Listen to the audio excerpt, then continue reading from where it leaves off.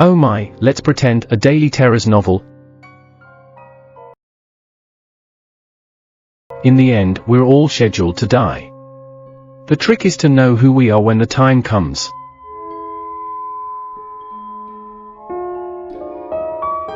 A light rain slid across the windshield and a heavy wind swept branches along the road. I knew something was brewing in the air, something in my drive from DeLand to downtown Orlando, which was long and dark, lonesome and endless, especially once you passed Altamonte Springs and entered the dark depths of the interstate. On the radio, a telecaster said, "Hurricane Louisa is building strength in the Atlantic, now a Category 4, expected to make Floridian landfall in 2 days." "Another hurricane," I said. "This late? It's October, for Christ's sakes." Those were the first bands of the storm creeping in, and I sensed an omen of something else about to happen. Amelia's words the other night. Another suicide at the same lake where Shirley was found. An unlikely coincidence, perhaps. They say things happen for a reason, and suddenly I felt as if it was time warping into a haunted past meant to wake something dormant in me. A vigilant hunger so that I may not lock it away any longer and let it starve that phantom of who I once was. Maybe my weariness was because of the windy air outside or the darkness, or maybe it was just this inner empty feeling knowing I couldn't change what happened to Shirley. I don't understand why guilt kept intruding my mind, ever since the other night, and especially since I was returning to the lake where she died.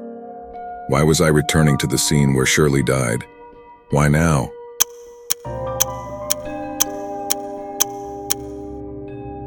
I sped along the highway, heading west towards Tampa.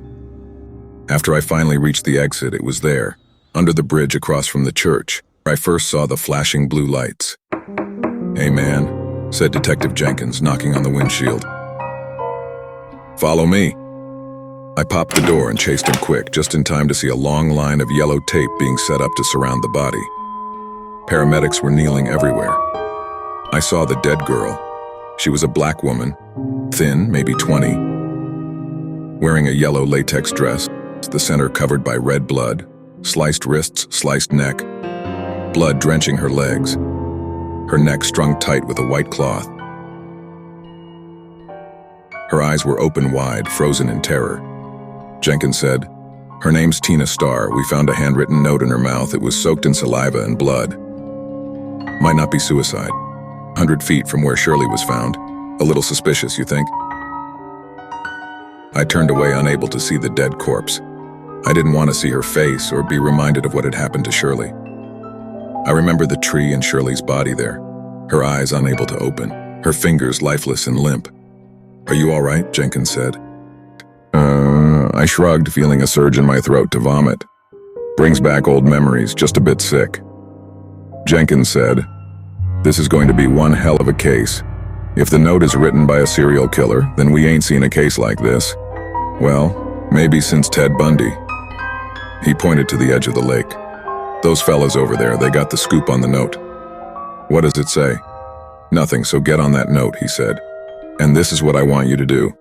I want you to ask them and share any details with me." "Okay."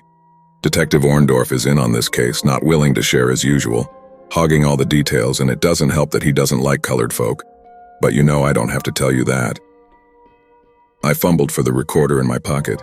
"Yes, of course, especially for me breaking that article against the sheriff," Jenkins nodded. "Let me know what you find. If we're lucky, there'll be some connection."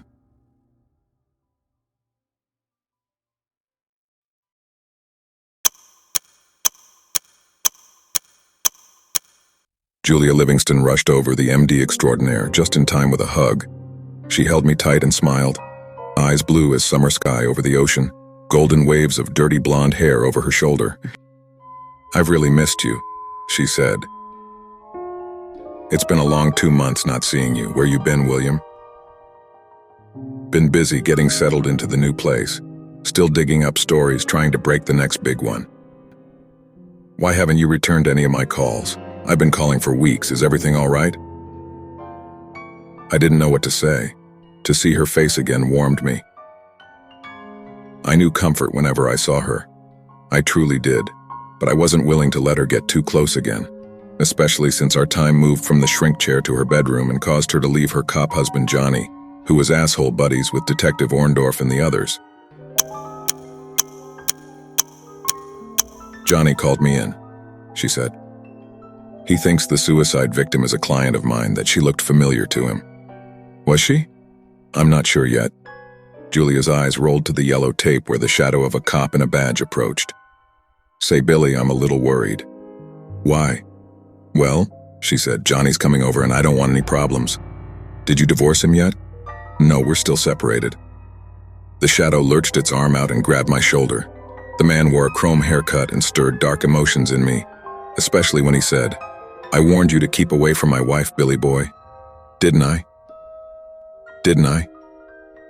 "What are you talking about?" Julia interrupted. "Leave him alone, Johnny." "No, I know you both still got something going on," he said, pinching my shoulder.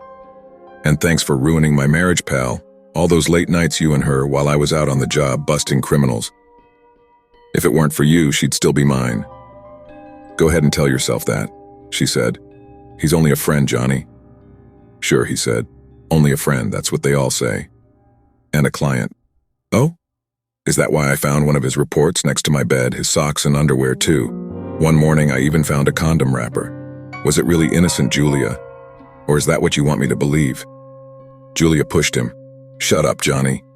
He jabbed his finger into my chest. It felt like the edge of that razor blade earlier, sharp and deadly. "I've got my eye on you, Billy boy, and you better remember that."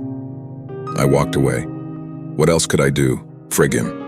I reset my eyes back to the girl's dead body about 30 feet away and I made my way over.